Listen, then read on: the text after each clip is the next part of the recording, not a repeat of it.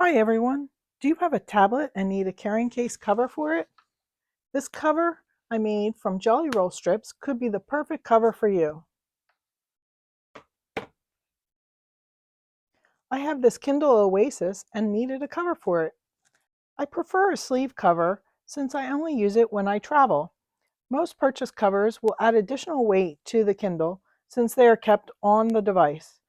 I read in bed, so I don't like to add any extra weight to my Kindle.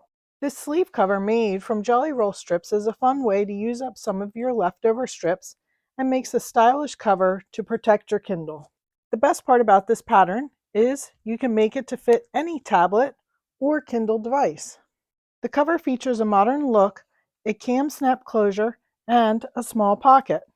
Using your device measurements, you can make it to fit any device. What you need to make this custom tablet cover are some Jelly Roll strips. You also need white or cream thread, a thread for quilting the fabric, a square ruler, cam snaps, and a sewing machine. First, select a fabric jelly roll to use for this project. This is perfect for using up some leftover jelly roll strips because it only uses a few strips. If you don't have a jelly roll to use, select some coordinating fabrics and cut 2.5-inch width of fabric strips. When I made this cover for my Kindle, I only needed 4 half-length jelly roll strips. If you are covering a large tablet, you may need a whole jelly roll strip. To calculate the strip length needed, measure the width of your tablet's shorter side. Take that measurement and multiply it by 4. This is the length of the strips needed for the cover. In this demonstration, I will make a custom sleeve cover for my tablet to show how to make it for any device. My tablet is 7 inches wide by 9.5 inches long. So take the 7 inches wide, multiply it by 4, and that is 28 inches. I will need strips 28 inches long by 2.5 inches wide to create my cover. To figure out how many strips you need, take the length of the tablet and add 4 inches. Divide that number by 2, and that gives you the number of strips. Round it up to the nearest whole number. So my tablet is 9.5 inches long, and I'm going to round that up to 10. So then I take 10 plus 4 inches, which is 14 inches. Divide that by 2, and that is 7 strips are needed. We divide it by 2 because after sewing the seams between the strips, they will end up 2 inches wide. At my sewing machine, I have threaded my machine with a white thread in the top and bottom. The machine is set for a straight stitch at a normal length, and a 1/4 inch presser foot is on my machine. If you don't have a 1/4 inch presser foot, you can use a standard presser foot and sew 1/4 inch seams. Sew together the jelly roll strips along the long edge with the right sides together and a 1/4 inch seam allowance.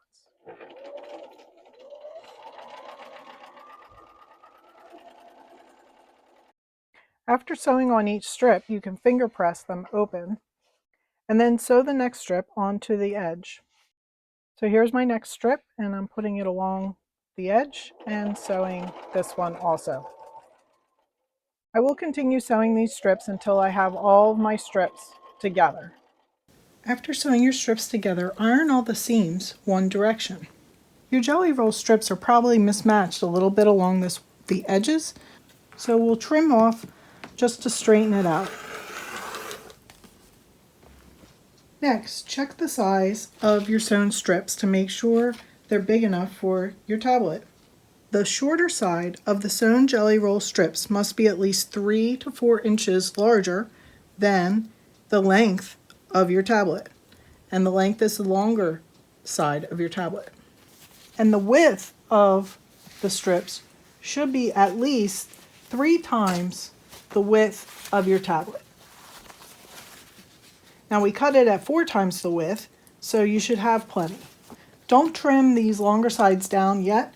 We'll trim that after we've quilted the layers together. Cut a piece of lining and batting the same size as your jelly roll strips piece.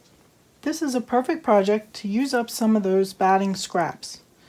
You might notice here that there's a zigzag stitch along the middle of my batting strip here, and I pieced these two batting pieces together to make a piece big enough for my project.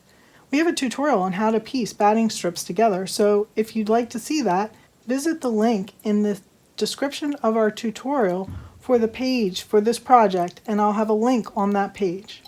Also, the page for this project will have available a printable PDF version of this pattern and links to all the supplies you need for this project.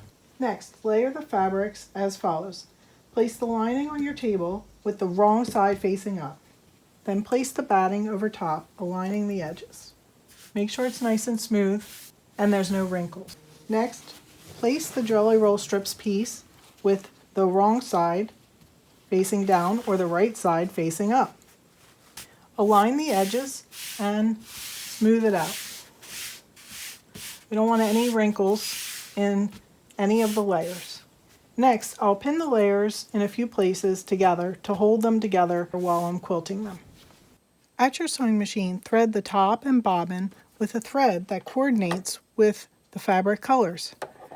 You can use matching top and bobbin thread or two different colors. This one I quilted with lines 3/4 of an inch apart with an orange variegated thread. For this cover, I'm going to stitch straight lines 1 inch apart.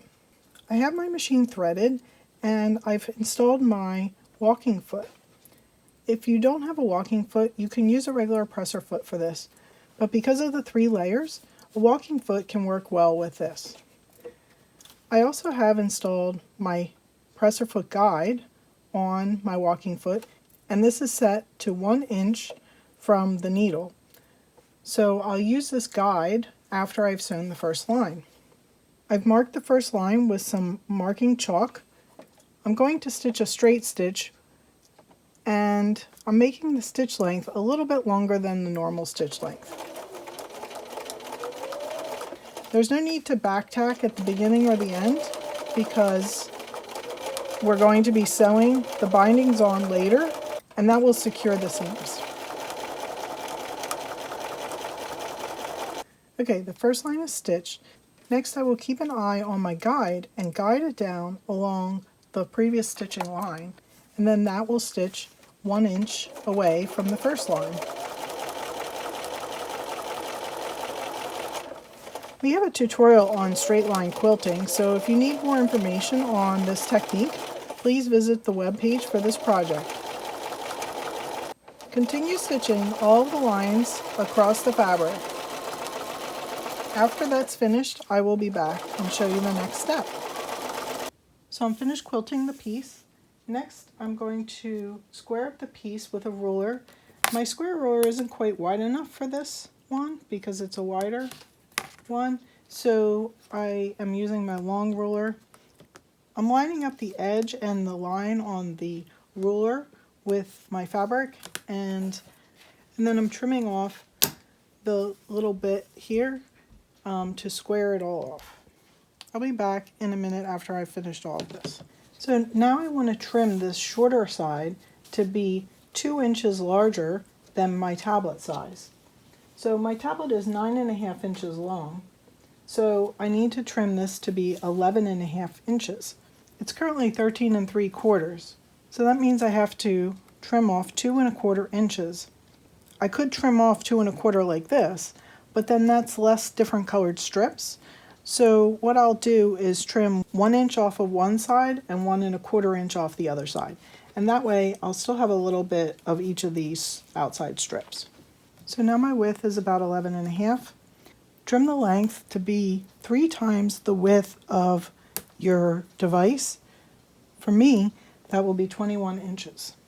So I have it lined up on that end, and I'm going to cut it on the 21 inch mark. Next, we're going to bind the short edges. Take another one of your jelly roll strips, and for me I'll need 2 because I'm going to use these half strips that I had cut off before. Fold them in half lengthwise with wrong sides together and iron them. And then we will put the binding on the edge. Have your quilted piece wrong side up. Place your strip with raw edges together and sew a 1/4 inch seam down the short edge. Next, Finger press this seam open and wrap the binding around to the front. Stitch the binding down with a serpentine stitch, or another decorative stitch could be used, or you could even stitch with just a straight stitch along the folded edge. If you're stitching with the serpentine stitch, I suggest that you test on a scrap piece of fabric first to get the length of your stitches the way you'd like them. So there, it's stitched with the serpentine stitch, and this side doesn't really matter much because it's going to be on the inside of the case. Next, I'll sew the binding on the other side. Lay your piece on the table with the lining side facing up. Lay your device on the piece and fold it over across your device to figure out how big the pocket needs to be. So you want it to cover your whole device and maybe have a little bit extra over the edge. After removing your device, place some pins to hold that in place. Next, fold this side over to make the pocket. Leave about a 3/4 inch gap between this edge and this edge, and then pin that in place also. Next, we're going to bind these long edges in the same way that we bound these short edges. For my first case, which was smaller, I was able to use the same jelly roll strip for binding all 4 sides. This one is longer, so I had to use multiple strips. So use what you need to bind all the sides. To sew on the binding, have it facing with the folded side facing up. Place your binding strip at one end and leave it hang over the edge by about a 1/2 inch. Sew on the binding with a 1/4 inch seam allowance. This time back tack at the beginning and the end. Remove your pins as you go. I'll trim off this, leaving about a 1/2 inch there also. We want to finish the edge of the binding so that there's no raw edge. I'll fold this little corner in and then fold the whole binding around. Wrap it around the end and then fold it over. Fold it over enough so that it's even on both sides, so that when you stitch the serpentine stitch, it will stitch on the binding. Stitch the serpentine stitch along the binding to attach it. Don't forget to finish the other end in the same way. And there's the first side binding finished. I'm going to sew the other one and I'll be back. Here's my almost completed cover, and now I can just make sure my device fits in there properly. Decide where you want to place your snaps. The snaps won't show on the outside because we put them just on the inside in the pocket here and inside here. So fold it over, and I'm going to put the snaps in about these locations in the middle of these 2 strips, but on the inside. I'll poke a hole through the fabric where I want to put the snap. Insert the cam snap through, slide it into the tool, and squeeze. If you need directions on installing cam snaps, please visit the web page again for this project, and we have a tutorial on installing cam snaps into a project. So I have the cam snaps installed, and you can see how they work, and the case is finished. I can put my device in there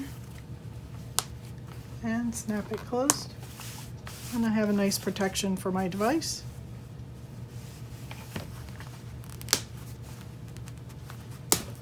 And if you need to keep like a pencil or something small in here, you could put something in this pocket area. I hope you enjoyed learning how to make this tablet sleeve cover out of jelly roll strips.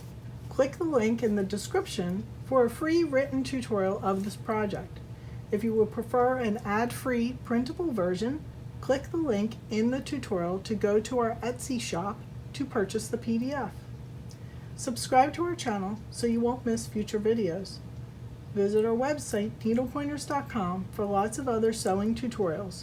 While you're there, sign up for our free newsletter so you won't miss new tutorials. Happy sewing!